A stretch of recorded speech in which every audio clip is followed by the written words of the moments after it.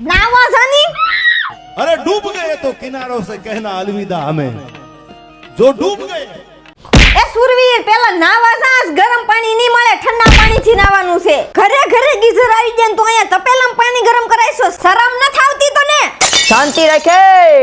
हे geyser मेरे हाथ में आ जा।